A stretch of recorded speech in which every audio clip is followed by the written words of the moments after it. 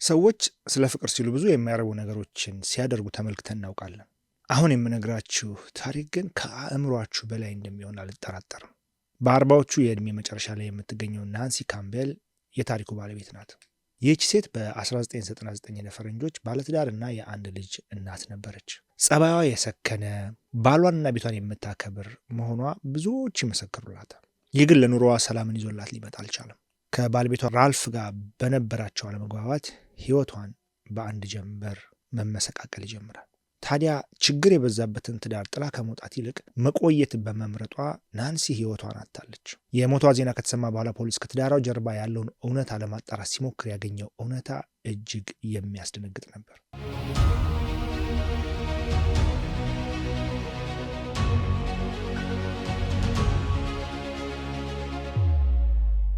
ናንሲ በባለቤቷ ራልፍ በተደጋጋሚ የምትደበደብ አካላዊ ብቻ ሳይሆን ስነ ልቦናዊ ጉዳት የሚደርስባት ሴት ነበረች።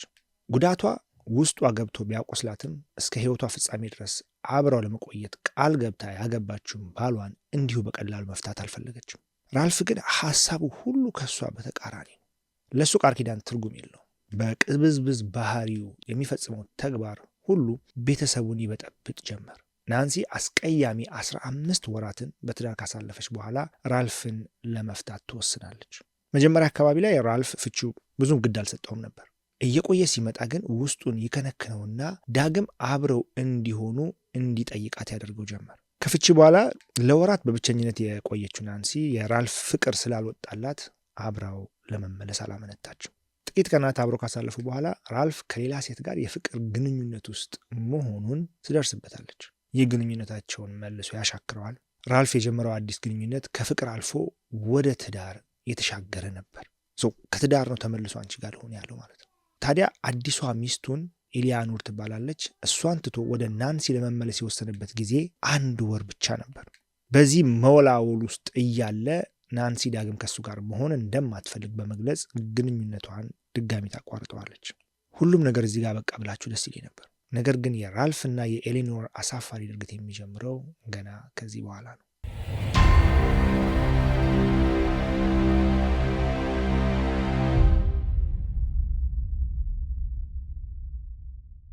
በአንድ ሰላማዊ ዕለት ናንሲ ጋር አንድ ስልክ ይደወላል። ደዋዮቹ በወቅቱ ትልቅ ስም የነበረው የቴሌቪዥን ፕሮግራም አዘጋጆች ናቸው። ጄፍሪ ስፕሪንግለር ሾው ትዳር ላይ የሚያተኩር የሪያሊቲ ቲቪ ሾው ነው። አሜሪካ ውስጥ በጣም የታወቀ ሰዎች የግል ጉዳያቸውን አደባባይ ይዞ የሚወጡበት፣ አንዳንዴ ይቅር የሚባባሉበት፣ አንዳንዴ ደግሞ እስከ መደባደብ የሚደርሱበት ታዋቂ ዝግጅት ነው። አዘጋጆቹ ናንሲ ጋር የደወሉት ከቀድሞ ባለቤቷ ራልፍ ጋር በፕሮግራማቸው ላይ እንድትቀርብ ለማሳመን ነበር።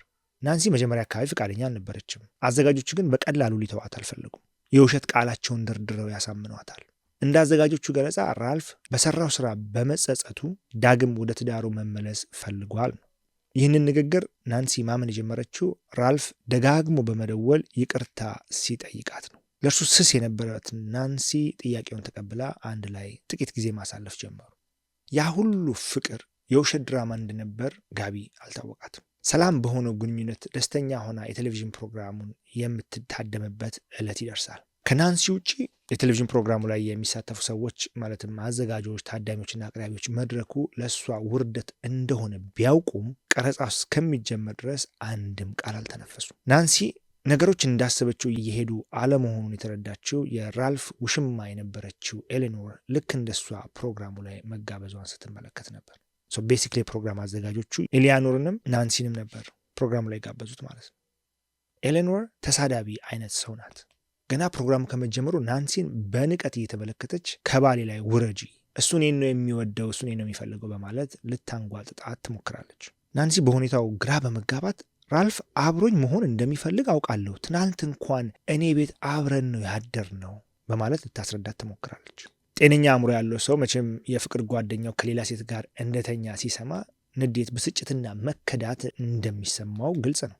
ኤሌኖር ላይ ግን ይህ ስሜት በፍጹም አይታይም። በምትኩ የትናንቱን የፍቅር ጊዜ እንኳን አጣጣምሽው፣ ምክንያቱም ከዚህ በኋላ መቼም አታገኙም ስትል አፏን ሞልታ ትናገራለች። በዚህ መሃል የፕሮግራሙ አዘጋጆች ራልፍ መድረኩን እንዲቀላቀልና ከሁለቱ ሴቶች አንዷን እንዲመርጥ ያደርጉታል። አንዳንዴ የአሜሪካ ውስጥ ቢዝነስ ምን ያህል ቆሻሻ እንደሆነ በዚህ ማወቅ ትችላላችሁ። ለእነሱ ይሄ ኤንተርቴንመንት ነው፣ ለናንሲ ክህደት ነው፣ ህመም ነው፣ ለእሷ የነገሯት ባልሽ ቴሌቪዥን ጣቢያ ድረስ መጥቶ በአደባባይ በሚሊዮኖች ፊት ይቅርታ ሊጠይቅሽ ይፈልጋል የተባለችው። በተመሳሳይ ደግሞ እንግዲህ ያችኛዋን ምን ብሎ እንዳመጧት አናውቅም። እሷን ፕሮግራሙ ላይ ተገኝታ ናንሲን እንድታንጓጥጥና እንድትሰድብ መድረኩን ከፍተዋል። የሆነ ሆኖ ራልፍ ወደ መድረኩ እንዲጠራ ተደረገ። ይህ ለናንሲ ውርደት ነበር። የቴሌቪዥን አዘጋጆች የተረጋጋና የሰው ቀልብ የሚይዝ ፕሮግራም ለማዘጋጀት ሲሉ የግል ሕይወቷ ላይ እንደቀለዱባት ገባት። ራልፍ መድረኩን ከተቀላቀለ በኋላ ናንሲን እንደማይፈልጋት ያ ሁሉ ሕዝብ በተሰበሰበበት ነገራት። እንግዲህ ከአንድ ቀን በፊት እንደዛ ሲማጸናት ነበር። ከአንድ ቀን በፊት አብሯት አድሯል።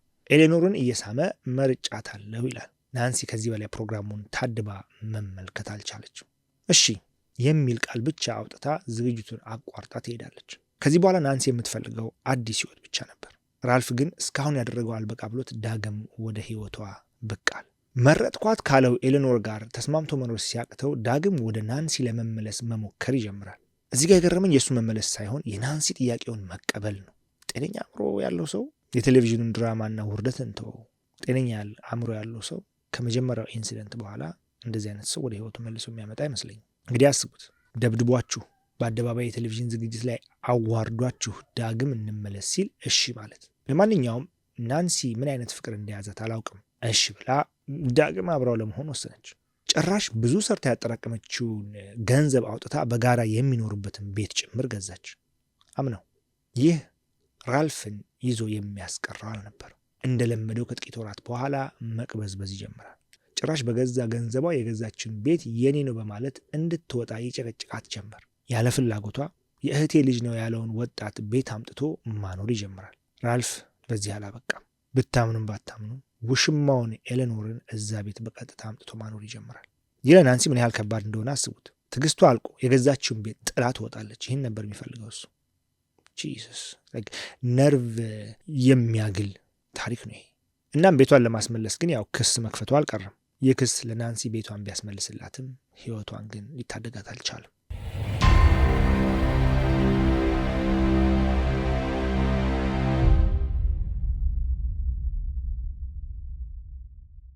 ራልፍና ኤሌኖር አሳፋሪ በሆነ መልኩ ጎረቤት ተሰብስቦ እያጨበጨበ ነው ከቤት ተባረው የወጡት። ሁኔታውን ያየችው ናንሲም ለአንዴና ለመጨረሻ ጊዜ የቀድሞ ሕይወቷን ምዕራፍ ዘግታ በቤቷ አዲሱን ሕይወቷን ለመጀመር ተዘጋጀች። ደጋግማ የሰራችው ስህተት ራልፍን ወደ ሕይወቷ ማስገባቷ በመሆኑ ይህንን ላለመድገም ለራሷ ቃል ገብታ ሰላማዊ ኑሮዋን ትጀምራለች። እዚህ ጋር ነው ችግሩ። ራልፍ ፈጽሞ ሊተዋት አልቻለም። በተለይ ጄሪ ስፕሪንግለር ሾው ላይ የተሳተፈለት ነገሮች ሁሉ ይቀያየራሉ። በሾው እንዴት ናንሲን አዋርደዋት እንደነበር ቅድም ነግሬያቸዋለሁ። አሁን ራልፍ ፕሮግራሙን እንደ ተመልካች ቁጭ ብሎ ሲያየው በዝግጅቱ የተዋረደው እሱ መሆኑ ይገባዋል። እርባና በሌለው ሀሳብ፣ ክብር በሌለው ቦታ ቀሎ መታየቱ ይገለጥለታል። በተለይ ናንሲ ነገሩን ንቃ ከመድረኩ መውረዷን ሲያይ እንደ አዲስ መቆጨትና መናደድ ይጀምራል። በዛ ላይ ከጥቂት ጊዜያት በፊት ናንሲ በፍርድ ቤት ትዕዛዝ ከቤት አስወጥተዋለች። ይህንን ሁሉ ቁጭ ብሎ ያብሰለስላል። ይህ ሁሉ ሀሳብ በአእምሮ ላይ በአንድ ጊዜ የተከሰተበት ራልፍ ከሚጠጣው አልኮል ጋር ተደምሮ ስሜታዊ ያደርገዋል። የዛን ቀን ምሽት ሁለቴ ሳያመዛዝን ናንሲ ቤት የተገኘው ከጥቂት ደቂቃዎች ውስጥ ነበር። በሰላማዊ ቤቷ የተቀመጠችው ናንሲን ድንገት ቤቷን በርግዶ ሲከፍት እና የዱላ ናዳ ሲያወርድባት የሚደርስላት አልነበረም። ራልፍ በጭካኔ ደጋግሞ ጭንቅላቷንና ፊቷን በመምታት ራሷን መከላከል በማትችልበት ሁኔታ ሕይወቷን ያሳልፈዋል። ናንሲ ጥሩ ልብ ያላት አፍቃሪ ሴት ብትሆንም ራልፍን በጊዜ ከሕይወቷ ባለማሰናበቷ በሕይወቷ ዋጋ ከፍላበታለች። ራልፍ ወንጀሉን በፈጸመ በጥቂት ጊዜ ውስጥ ነው በፖሊስ ቁጥጥር ስር የዋለው። ፍርድ ቤቱም የግራና ቀኙን መከራከሪያ ካዳመጠ በኋላ ራልፍ ላይ የዕድሜ ልክ ጽኑ እስራት ፈርዶበታል። ፍርዱ የናንሲን ሕይወት ባያስመልስም ሰውየው ዳግም ወንጀል እንዳይሰራ አስሮ ማስቀመጡ ጥሩ ነው ብዬ አስባለሁ። የሚገርማችሁ ራልፍና ኤሌኖር ዛሬም ድረስ የፍቅር ግንኙነታቸውን ቀጥለዋል። ኤሌኖር ደጋግማ ወደ ማረሚያ ቤት በመሄድ የምትጠይቀው ሲሆን ምንም እንኳን የዕድሜ ልክ ጽኑ እስራት ቢፈረድበትም የፍቅር ግንኙነቴን ግን አላቋረጥም ትላለች። እንዲህ አይነት እብደትም አለ። እናንተስ ምን ትላላችሁ?